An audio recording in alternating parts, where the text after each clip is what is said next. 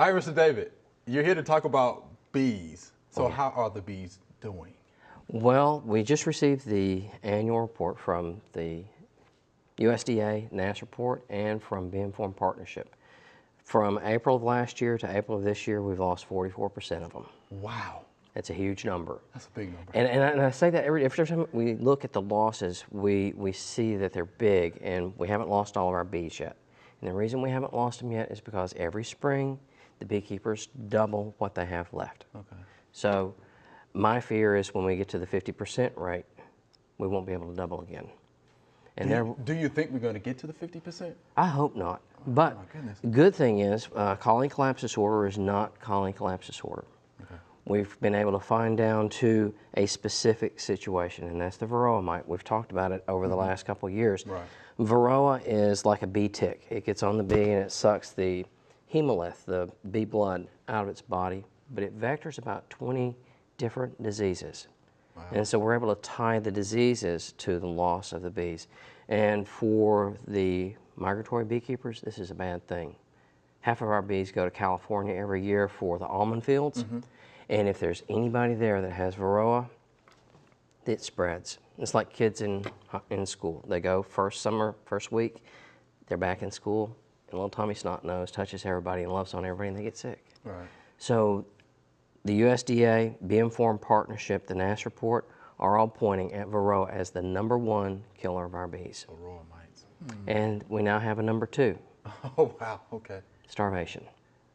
Sounds familiar? Yes. Something that we've talked about. Yes. We need plants that are bee food. And we have a lot of ornamental plants that don't provide food for the bees. And we have a lot of green yards. And my neighbors love me. My front yard looks okay. My backyard looks horrible. I've got the clover, I've got the dandelions, but I've got bees, and the Right, bees right. have food. So we need to pay attention to what we plant so that it is bee friendly. Okay. So those are the things that we're looking at. And oddly enough, pesticides didn't make the top 2. Everybody worries about pesticides. Yeah, specifically The neonicotinoids.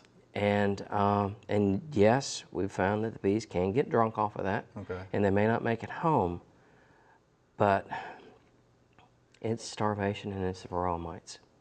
That's what's killing our bees. And if we can control that, then we can increase the population of our bees, because we need them for our flowers, but we need them for about $15 billion worth of agriculture. Without the bees, we lose that food. Right. How about that? A lot of food.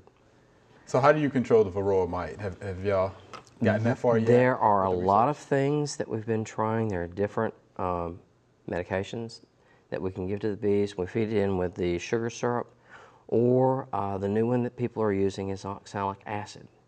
It's something that's naturally occurring in plants, and we vaporize it in the bottom of the hive. It goes up through the hive, and it kills Varroa. We have to be sensitive to the brood pattern of the bees. So we don't want to put it in while brood is being reared. So not during spring, not during summer. So late fall, hit them with the oxalic, and it'll kill the Varroas. That's one. Problem that we have is wax is oil-based. It absorbs a lot of stuff. And that's one of the things that we look at when we study bees, is we'll pull wax out and we'll run it through a spectrum analyzer and see what is actually collected in the wax. And we can find years worth of pesticides, we can find years worth of miticides, and we're finding a lot of strange brews that beekeepers put into their bees to try to control Varroa. Interesting. And some of those strange brews, when they build up in the wax, become toxic to the brood. And so there's a chance that the beekeepers themselves may be killing their own bees. Whoa. Bad things. Bad things. Oh, some good stuff. You and I talked about before static electricity. Isn't it crazy? It is crazy. Why don't you share that with our viewers? Most of us think about honeybees going into a flower and digging down in the bottom of it to get pollen, or digging down into the nectaries and sucking up nectar. And the honeybee's body is just covered with little tiny hairs.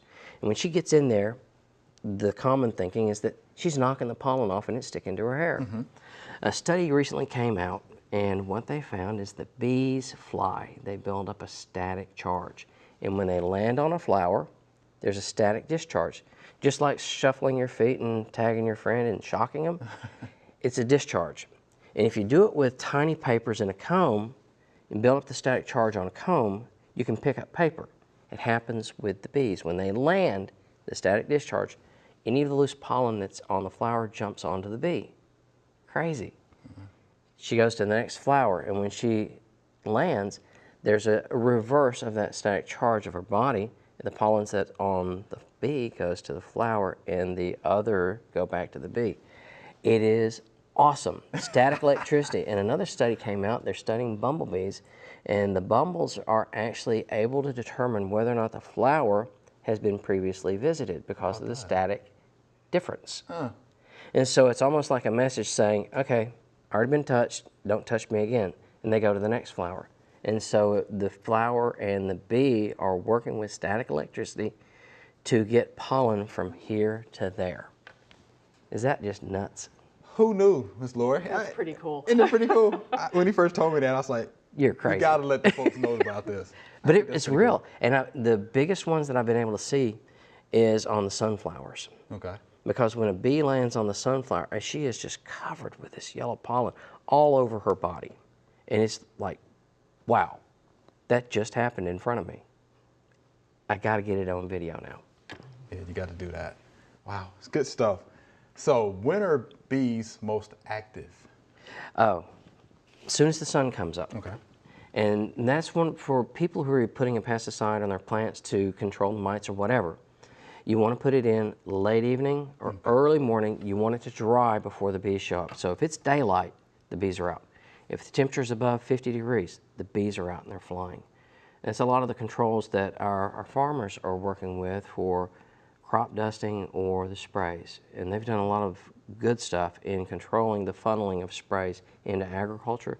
So there's very little blow off. And that's a big thing in agriculture because they're getting hit for drift and everything else.